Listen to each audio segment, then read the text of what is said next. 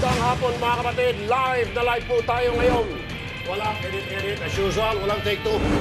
Mga tol, bakbaka na! Mga tiwali at pabaya, walang kawala, pananagutin, ambush. Wala na raw dalaw ang ibang preso sa Muntinlupa. Ang siste, nauubos daw ang mga misis sa panay na pagkakalawit sa kanila ng ilang pulis ng Las Piñas. Abay, syempre, mga misis pala sila ng mga big time na sindikato na behind bars ngayon. Bakit? Nangangamoy pera ba mga sir? Narito po ang aming ambush. Paborito raw ngayon ng mga kawatang pulis sa mga asawa ng preso sa maximum security compound ng New Bilibid Prisons. Ito ang sumbong ni alias Azon matapos di umano'y kalawitin ng mga operatiba ng Special Anti-Illegal Drugs ng Las Piñas Police ang dalawang misis ng preso sa loob mismo ng kanilang inuupahang bahay sa Muntinlupa noong Nobyembre 29. Nung una po ang hinihingi nila ay 1 million. Tapos bumaba po ng hanggang kalahating milyon.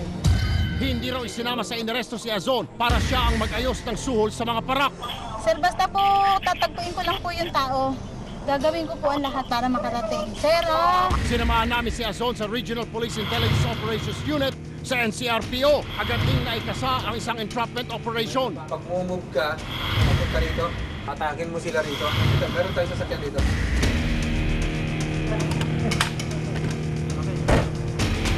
Pero sadyang tuso talaga mga kabataan dahil tila nakaamoy at di na sumipot sa bayaran. Kasama ang mga operatiba ng RPIOU, nagpasya kaming komprontahin ng mga ogag na lespo ng Said sa Las Piñas. Itong si PO3 Alexander Suwan na siyang ininuso ni Azon, nakausap niya sa telepono. Mukhang guilty at panay ang pag-iwas sa aming kamera. Dinala po dito September 30, 3:30 p.m. Ay sos, Huwebes pa lang, alam na ng mga opisyal nyo na hawak nyo na yung mga biktima. At ang sinasabi mong araw na inaresto nyo sila, pinagplanuhan na kayo para sa isang entrapment operation. Kaya ang hatol ng mismong hepe ng Las Piñas Police Headquarters, sampahan ang kaso ang iba pang miyembro ng SAID na sina SPO1 Rodel Ordinario, SPO1 Johnny Galis, PO2 Herminio Paje at PO2 Benji De Villa. Ibinaba na rin ang Special Order No. 43-S-11 na magre-relieve kay Police Senior Inspector Arnold Alabastro bilang hepe ng Special Anti-Illegal Drugs and Special Operations Task Group. Sa puntong ito, kakausapin natin si Police Superintendent Romulo Sapitula, ang hepe ng Las Piñas Police Headquarters. Magandang hapon, Colonel Sapitula. Magandang hapon, Erwin, Ben at Robbie. Thank you po. Sir, alam kong nakarating na sa inyong kaalaman itong pinaggagawa ho ninyong mga tao ninyo na bagamat yung mga taga Las Piñas ho ito, dumarayo pa sa Muntinlupa para manhuli. Meron ho kami mga video, meron ho kaming mga na-tape na conversation between ng mga pulison ninyo dyan at saka ng mga complainant. Yung nga lang nakauligpas ho sa entrapment operation sana ng NCRPO. Ano po ang gagawin ninyo, Colonel Sapitula? Noong nagpunta si Jericho at saka yung mga TV pro nyo doon sa himpilan namin ay sinabi kaagad ng aking deputy tungkol dito sa iniimbestigahan nyo na ito. At inorderan ko agad yung ating investigation unit para magkaroon ng initial investigation. Pero on the following day, inirelieve ko kaagad si Captain Alabastro bilang chief ng SAID para mabigyan ng malayang investigasyon at humingi na rin ako sa aming DIDM sa aming headquarters sa Southern Police District para magkaroon ng impartial investigation kasi pag kami mag-imbestiga, baka mamaya ay mapaghinalaan pa na magkaroon ng whitewash. So, hiniling ko na lang sa aming himpilan sa Southern Police District na sila na magkaroon ng investigation ito para mapatunayan natin, marusahan natin kaagad ang kapulisan. Kahit wala pa kaming Colonel, si Ben Tulfo, sandali lang. Ben. Kayo ang Chief of Police ng Las Piñas, right? Yes. Alright, sa mga operation tulad ng drugs, ano ang procedure ninyo?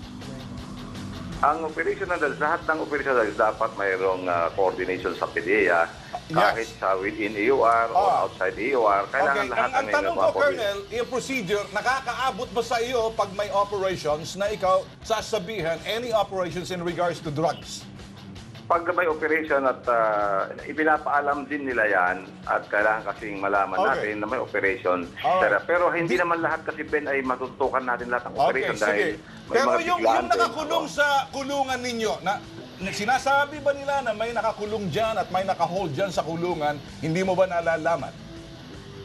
Ang trabaho naman natin, tinitignan natin yung ating, ang tinatawag natin dyan, yung daily journal, ano, kung may mga huli ng mga operatibo natin at kung may mga asuntong, ano.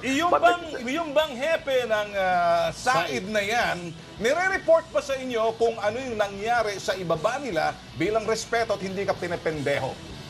Supposed to be dapat ilirahat ang Yun! operation nila. Yan ang procedure. Yan ang dapat procedure. yun sasabihin nila. Colonel, that's not supposed to be. That is the procedure. Oh, yes, Naisahan ka, dapat, oo. Pero, binastardo alam mo ka, kung pinendeho ka, na hindi mo alam, panahon na hambalusin mo yung chief ng Said.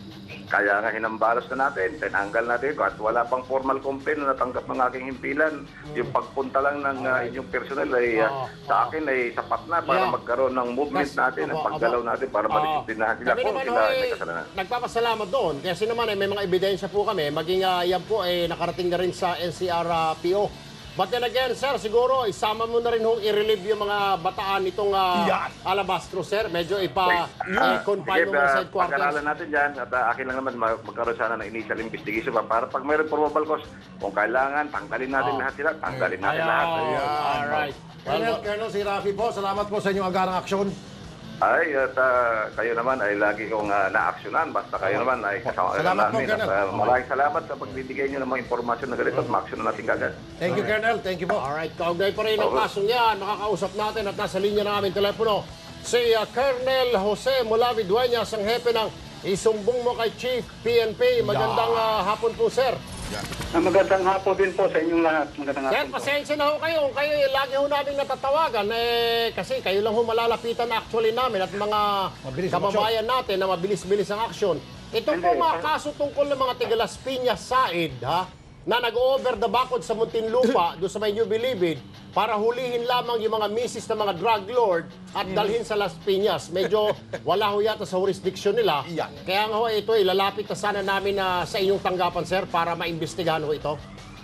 Sa narinig ko nga sa usapan nyo kanina, naniniwala din ako sa sinabi ng Chief of Police ng Las Piñas na sana magarang aksyon ang kailangan dyan dahil ito ay halatado ng pamimira na lang talaga, pangbabangketa ng huli. At saka hindi pa nila na sigurado, hindi nare-record dyan sa station kaya hindi alam ng Chief of Police. Okay, sir, quickly, ito importante ito na makakatulong sa inyo. Lahat ng mga impormasyon na nanggagaling sa side in regards to drugs, yung mga personal na yan, galing sa information reference.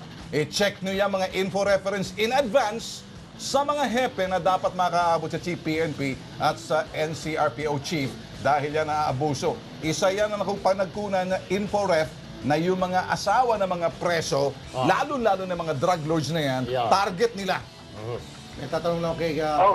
Kasi yun ang vulnerable target nila, lalo na yung mga nakakulong ng asawa, vulnerable talaga yan sa mga pulis na katulad niyan. Okay, may tanong kay Colonel. Colonel, bakit po ang dami natin na anti-drugs sa PNP? Merong Said, Daid, Laid, Paid, Edsof. Siguro po, it's about time na itong Said, sir, dapat i-abolish na ito. Kasi sa karanasan ko po, sa aking mga programa, sa Wanted sa radyo, sa araw-araw ginawa ng Diyos, palagi pong nireklamo yung mga taga-Said na nanguhuli na po, sir. Maganda yan ang nyo, mapapag-aralan yan kung itutuloy o isang unit na lang mag-ooperate sa city. Kasi pag ganyan, hindi na ko control. EDSOT na lang siguro, Colonel Dueñas. Ano po, parang... CIDG, parang gano'n. Kaso ang EDSOT is more on national ang scope nila. CIDG. Kaya yung sa mga station, di nila gaanong maasikaso. CIDG, Colonel Dueñas. Kasi ang setup niya, Colonel Dueñas, Colonel, bukod sa district, yung district anti-illegal drugs, meron pang station anti-illegal drugs. Meron pa ata provincial anti-illegal drugs, meron pang regional anti-illegal drugs. Ang daming anti-illegal. Siguro daming pera dyan sa drugs. Ang daming kotong. Kaya ang daming kotong, daming gulitap. Kaya Baka pwedeng, bawas-bawasan na, sir. bawasan, sir. Baka pwede, Kasi sir. ganito ang station kasi talagang create yan para mag-cater doon sa needs ng station sa anti-illegal drugs. Ngayon, kung gano'n ang ginagawa nila kasi nga dyan lang sila, localize sila masyado, nakakamingle sila sa mga drug pusher na yan, maganda siguro na ang district ang mag-control. Ayun. Okay. Pwede pa. region. Okay, maraming salamat po, Colonel Dueñas, sir. Asahan po namin ang inyong agarang aksyon muli, sir. Mga babae at batang inaapi. May resback na kay Tol Raffy. Sa Pangasinan, isang PO1 na kawatan ng Wanda sa T3. Biruin mo, nang hiram na ng motorsiklo sa bagitong pulis, hindi na ito binalik. Ang kawang barbero, nagpahiram, hindi na siya matagpuan. Hoy, mamang pulis, ready ka na ba sa aming resback? Hoy, sir, ibalik mo motor ko. Etong sigaw ng barberong si Brian ng Kalasyaw, Pangasinan,